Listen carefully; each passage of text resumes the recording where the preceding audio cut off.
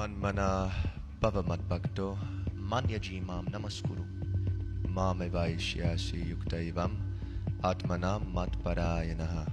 The conclusion of the 9th chapter of Srimad Bhagavad Geeta is expressed when the Lord says, "Always think of me, become my devotee, and if you want to worship, worship me." This is the process of devotional service. It is not very difficult. Everyone can think of God, offer obeisances to Him, render some service unto Him, and become a member of His party.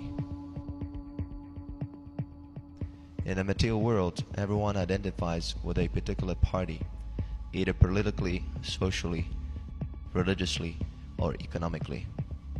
There are so many fields of activities, but in each and every one of them, we have a party feeling. It is hard to avoid it. In a political field, for example, there are so many parties. In America, there is the Democratic Party and the Conservative Party.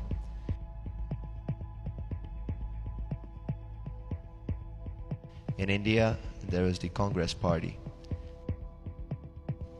And on the international scale, there is the capitalistic and the communistic party. Religiously, there are Christians, Jews, Hindus, etc. And socially also, especially in India, there exists a very distinct social division. So we cannot avoid this partyism. If I ask you, do you belong to any party, can you say that you do not? No. Everyone belongs to some party.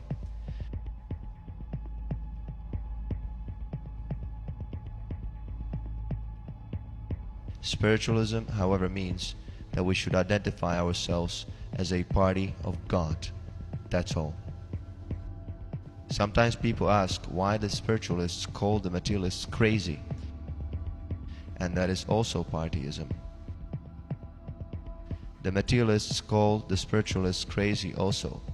For example, we have formed a society for Krishna consciousness, and those who do not like it say that we are just an assembly of crazy fellows. And similarly, we also call those who do not associate with us crazy fellows. Now, how to decide? You are thinking that Swamiji and his party are crazy, and we are thinking that those who are materially engaged are crazy. Now, how to decide who is who? Can you suggest a way of how to decide who is crazy and who is not? And who will decide?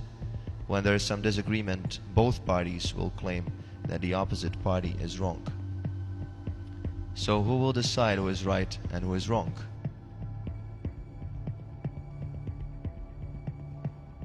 The world is being divided by this partyism, and each party is thinking that the other party is crazy. Now who will decide who is actually crazy? We have to come to the point of reasoning. And the reasoning is as follows. If you take any common man and ask him, "Who are you?" he will think that he is this body. Everyone will therefore give some description. I'm a Christian, I'm a Hindu, I'm Mr. such and such, I'm Mrs. such and such. Whatever he or she says is nothing but based on the body. When he says, "I'm American," it designates the body, because somehow or other he was born in the land of America. Yet America is just another artificial name. The land is neither America nor India. The land is land. But we want to give it some designation and create some boundary. This is the United States of America. This is Canada. This is Europe. This is Asia. This is India. We have given the land a name, but was the land known as America 500 years ago? You have named it Europe, but was this continent known as Europe thousands of years ago? These are all designations. From the historical point of view presented in the Vedic literature, this whole world was originally known as Ilavartavarsha. Later on, a great emperor, Bharata, changed it according to his name, and thus the whole planet was known as Bharatavarsha. Then, as the days went by, some part of the world separated from the original Bharatavarsha, and it was called either Europe or some other name. Even in this age, we have a practical experience that approximately 20 years ago, India included Burma, Ceylon, the modern Pakistan, and everything, but now it is separated. Now someone calls it Pakistan, someone calls it Ceylon, and so on. So this process is going on. Actually, the land is neither Bharatavarsha, nor Asia, nor America, nor India. Only we give this name. And with the change of time and influence, we see they're nothing but designations. Can you say what your designation was before you were born? Were you American, Indian, Chinese, or Russian? Can you say? And after getting out of this body, do you think you will continue as an American, Indian, Chinese, or Russian? You might be living now in the land of America, but in your next life you may take birth in China. Who can tell? We're changing our bodies. Can you say that you are not changing your body? No, we are changing. When I was born in my mother's womb, my body was very tiny. But where is that body now? And where is the body I had when I was a child? Where is the body I had when I was a boy? Where is the body I had when I was a young man? I have a photograph from my student days, and you could not believe. Oh, Swamiji, you were like this? So where is that body? Where has it gone? We are the same person, but the body is changing. I might think that in my childhood I was doing like this, in my youthhood I was thinking like this, and in my boyhood I did so many things. But where have those days gone now? With my body everything has gone away, only memory remains. But we are sticking to this body to such an extent that when I ask you, or when you ask me, who are you? I say something in relationship with this body. Are you not crazy then? Can any one of you say that you are not crazy? If you identify yourself with something which you are not, then are you not crazy? Everyone who identifies with this body is a crazy man. It is a challenge to the world. Anyone who claims God's land to be his own property is a crazy man. This is a challenge. Let anyone establish that the land is his property and that the body is his. By the tricks of nature, you are put into some place, into some body, under some consciousness. You are being dictated by the laws of nature what to do, and you are mad after that. Prakriti kriyamanani gunai karmani sarvashaha ahankara vimudhatma kartaham iti manyate. The bewildered spirit soul, under the influence of the three modes of material nature, thinks himself to be the doer of activities which are in actuality carried out by nature. Just as a teacher is pulling the ear of a student, every one of us is being pulled by the ear by the complete clutches of the material nature, and we are sometimes placed in one body and sometimes in another. By some great fortune, you now have a human form of body, but there are 8,400,000 types of bodies in the creation, and by the tricks of nature, you can be put into any of these bodies according to your work. So you're completely under the grip of nature. In this life, fortunately or unfortunately, I have a human form. The next time I may get a body of a dog, or I may get a body of a god. That will depend on my work. The laws of nature are working, and the material nature will force me to accept it. You cannot say that in your next life you wish to take birth in America. How can you say?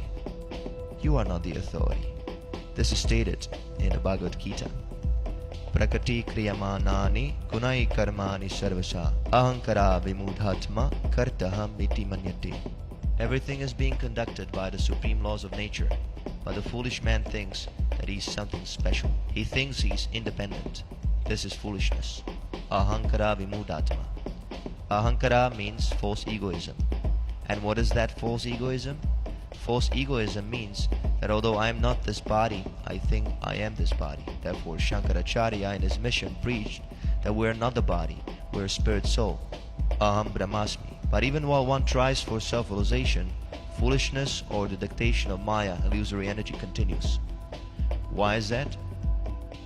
A person may understand that he is not this body and that he is the spirit soul, but then what is his actual position? Void? Impersonal? Does spirit soul mean void? After finishing this body, there is nothing, only void? There are philosophers who preach this void. They say that after finishing the body, there is nothing. And other philosophers, impersonalists, say that as soon as this body is finished, my personal identity is finished as well. Do you think like that? Is it possible? Yes, as long as I am in this body, the body is not my actual self. But that does not mean that I do not exist. Just like in a vehicle, while driving, the car is moving according to your desire. It does not move independently. You can move the car right or left on this road or that. But suppose you get out of the car, do you think that your personality is gone? Is there any reasoning? In the Bhagavad Geeta it is said, Ishvara sarvabhutanam hridesha arjuna tishtati brahmayan sarvabhutani yantra rudhani mayaya. The Supreme Lord is situated in everyone's heart, O Arjuna, and is directing the wanderings of all living entities who are seated as on a machine made of the material energy. These bodies are like cars, and Maya has placed you in this sort of car because you wanted it. Somebody might have a nice car like Rolls-Royce, and somebody might have an ordinary truck, but they're both moving. And if you get off the car, either from the truck or from the Rolls-Royce, Chevrolet or Ford, do you think that your personality is finished just because you left the car? No. Then how can you say that when you leave this body, your personality is finished? What is the reasoning behind this? So this is another type of craziness. Just see how craziness follows. You say void. Why void? I am so intelligent, I am doing and planning so many things, and just because my body is finished, everything becomes void? This is contradictory. There is no void. There is spirit. And when one comes to the spiritual self-realization beyond the body, and if he is still further advanced in spiritual knowledge, he will seek his spiritual duty. What is my spiritual work? That is sanity. I cannot be void. I cannot lose my individuality and personality. That is nonsense. How can I lose it? Take this same crude example. As long as I am sitting in the car, I display so much individuality and so much discrimination. As soon as there is a red signal, I stop the car. And when there is a green signal, I start the car. I am using my consciousness. I am working. And simply by getting off the car, I lose everything? I become void? What is this nonsense? No. There is neither voidness nor impersonalism. The Bhagavad Gita does not agree to that. In the second chapter, Lord Krishna says to Arjuna, Natu evaham jatu nasam, natvam nemi janadipaha, nachaivana bhavishyamaha, sarve vayam ataparam. You and I and all these persons who have come here to fight with one another were individual selves in the past, they're individual selves now, and they will continue to be individual selves in the future. So don't be mad, and do not say that you shall not fight. Their spiritual identity will continue. And to make him understand, a very simple example was set before him. Dehinosmin yata dehi, komanam yovanam jara, tata dehantara praptir, dhirastatra namuyati. My dear Arjuna, the living spark, the living self is residing within the body, and after the combination of the parents in the womb of the mother, the body develops and is shaped in the form of a pea. Then that pea-like form develops more, and after 10 months, when there is no more space, the child comes out and grows more. So the growth or the change of the body is going on. Dehinosmin yata dehi. Dehi means in this body, and Dehi means the person who is within the body. The same person from the pea-like form is there, but because his size is so small we cannot see him. The soul is 1/10,000th part of the tip of the hair, and it is not possible to see him with our material eyes, nor by applying our material conceptions. But the soul is there nonetheless, and the evidence of the soul's presence is that the material body in the pea-like form is growing. Wherever there is growth, there must be the soul. There are 6 symptoms of the soul's presence, and the growth is one of the most important. As soon as the soul is out of the body, the growth stops. If a child is born dead, there will be no growth. The parents will say, it is useless, throw it out. So Lord Krishna's first lesson to Arjuna is that the body is growing from childhood to boyhood, from boyhood to youthhood, and from youthhood to old age due to the spiritual spark within. Therefore, when the body becomes useless, the soul imperceptibly gives it up. Vasamsi jirnani yata vihaya, navani gannati naroparani, tatta sharirani vihaya jirnani, anyani samyati navani dehi. As a person puts on new garments, giving up old ones, similarly, the soul accepts new material bodies, giving up the old and useless ones. We cannot select our future body because it depends on the laws of nature. And although we cannot say what type of body we would like at the time of death, we can still think of it. From that point of view, you can say that individuality and selection is there. Yam yam vapi smaram bhavam tyajati ante kalivaram tam tam evaiti kuntaya sada tat bhava bhavita. Whatever state of being one remembers when he quits his body, that state he will attain without fail. You will get your next birth according to the thoughts you developed at the time of your death. So the intelligent man who is not crazy should understand that he is not this body. That is the first thing. I am not this body. Then he'll understand what his duty is. And what is my duty as spirit soul? That is stated in the Bhagavad Geeta in the last verse of the 9th chapter. Manmana bhava madbhakto madhyajimam namaskuru mam evaishyasi yuktaivam atmanam matparayana. Engage your mind always in thinking of me. Offer obeisances and worship me. Being completely absorbed in me, surely you will come to me. This is the duty. All of us, embodied souls, think of something. Without thinking, we cannot stay even for a moment. So this is the duty. Think of Krishna. You will have to think of something anyway. So what is the harm if you think of Krishna? Krishna has so many activities, so many literatures, and so many things. Krishna comes here. We have volumes and volumes of books about him. If you want to think of Krishna, we can supply you so many literatures that you won't be able to finish reading them throughout your whole life, even if you read them 24 hours a day. If you want to think of Krishna, there is sufficient stock. Think of Krishna, manmana bhava. Now you might think, oh, I can think of Krishna. That is not very difficult. Just like a person who is serving a boss, he is always thinking of that boss. He has to attend to the office by 9 o'clock because otherwise the boss will be displeased. So he's thinking with some purpose in mind, but that sort of thinking will not do. Krishna therefore says, bhava madbhakto. Just think of me with love. When the person thinks of his boss, there is no love. He is thinking of his pound, shilling, pence. If I do not attend my office by 9 o'clock, I will be late and I will lose $2. Therefore, he's not actually thinking of the boss. He's thinking of his pound, shilling, pence. So that sort of thinking will not save you. Therefore, Krishna says, bhava madbhakta. Just become my devotee. Then your thinking of me will be nice. And what is that devotion? Madbhakta, it means service. Madhyaji, you render some service to the Lord. Just like us here, we're constantly engaged. Whenever you visit us, you will find us engaged in some duty. We have manufactured some duties just so we can think of Krishna only. Therefore, our society's name is Society for Krishna Consciousness. We have so many literatures.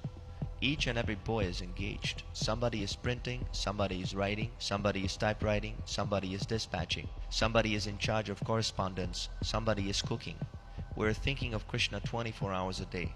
How? By engaging in the duties of Krishna. Mandyaji mam namaskuru. And what is the value of duty if you have no obedience? You have to obey. Therefore it is said, namaskuru. You offer your respect. Bhakti minus respect is not bhakti. If you are engaged in Krishna consciousness with love, with respect, and with designated duties, your life will be successful. Falsely identifying with this material body and engaging ourselves in all sorts of nonsense will never make us happy. Ultimately, what is the difference between materialism and spiritualism? The same typewriter is here, the same dictaphone is here, the same mimeograph machine is here, the same paper is here, the same ink is here, the same hand is here. Everything is the same, but everything is done on Krishna's account. That's all. This is spiritualism. Don't think that spiritualism is something uncommon. You can turn the whole material world into spiritual if you simply become Krishna conscious. This is spiritualism. Thank you very much.